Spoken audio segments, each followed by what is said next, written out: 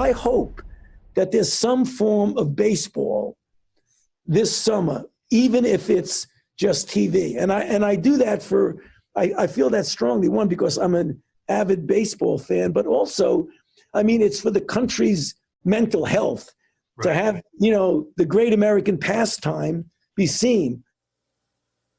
Dr. Fauci giving all of us sports fans a little bit of hope there. Seeing our favorite baseball players back in the game may not be too far off. USA Today is reporting, quote, Major League Baseball officials have become cautiously optimistic this week that the season will start in late June and no later than July 2nd, playing at least 100 regular season games. That's according to 3 executives with knowledge of the talks. Even though the games wouldn't have fans in the stadiums, it's a step, and sports fans are clearly clamoring for new content. The first 2 episodes of the ESPN Michael Jordan documentary, The Last Dance, averaged 9.2 million viewers, making it the most viewed ESPN documentary ever aired. Joining our conversation, New York Daily News sports columnist and columnist for MLB.com, Mike Lupica. First of all, no false hope here. Do you think baseball is happening in some capacity?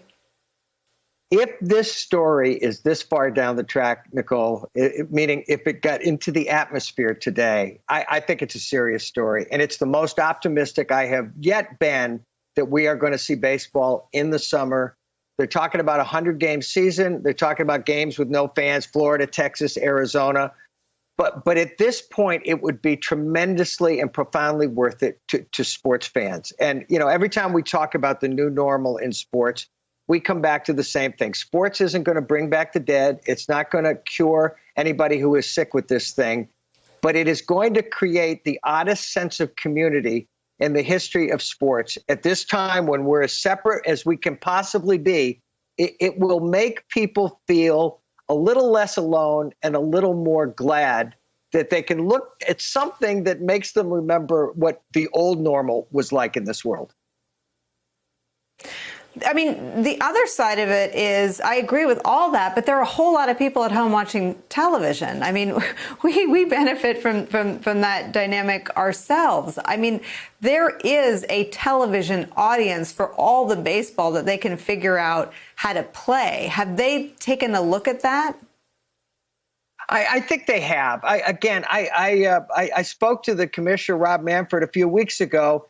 And he said that they have literally explored hundreds of possible scenarios to get the game back on the field. And I think the end game would be, even if it does start in Florida and Texas and Arizona, to get the game back to the home stadiums before the end of this shortened regular season. And I mean, one of my favorite parts of this is I saw today that they may reconfigure the divisions so that the Mets and the Yankees might be in the same division, which would be kind of fun.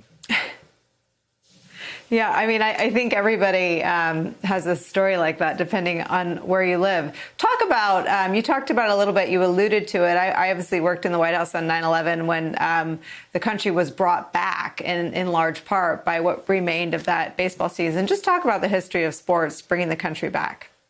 Well, first of all, one of the most exciting things I've ever seen in sports was that first pitch by George W. Bush at Yankee Stadium, wearing a bulletproof vest, throwing a perfect strike. And in that moment, you could just feel the whole country, whatever their political affiliation, that was a different time. Everybody cheered that moment, that he walked out on that mound in that World Series, being played in the shadow of 9/11. And what I've always said about those games after 9/11, they didn't change anything at the time either. But for a few hours every night, whether it was the night Mike Piazza hit his home run at Shea Stadium, the night baseball came back, whether those 3 unforgettable comeback games for the Yankees in the World Series, for just a little while, they could pretend and trick themselves into thinking at that time it was September 10th or September 9th or September 8th. Again, sports or baseball. But again, for a few hours every night, it'll just make people feel a little better about stuff. I mean, I think that's the spirit. I think there are a lot of people who loved Michael Jordan, and the ESPN series, The Last Dance, is exquisitely produced. But I think that's part of it. There is no new sports content on TV. Are you watching it, and what do you think?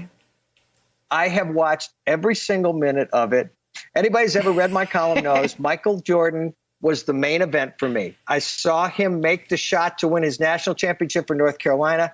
I saw him at all the way to the end when he was with the Washington Wizards at the age of 40. Michael Jordan was the main event. And Nicole, people would have watched this anyway, okay, because it's Michael. I agree. And Michael's the most compelling international athlete since Muhammad Ali. And you know what else was great about Michael until this thing? He might have been the last athlete who didn't think an unspoken thought was a felony. He actually kept stuff to himself, and that's why seeing them in this show, I assume that might be an adult beverage next to him, and hearing him say these things, and people say, "Is that him?" I said, "That's him exactly."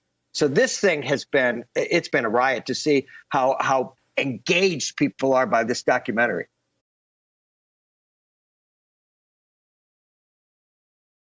Hey there, I'm Chris Hayes from MSNBC. Thanks for watching MSNBC on YouTube. If you want to keep up to date with the videos we're putting out, you can click subscribe just below me or click over on this list to see lots of other great videos.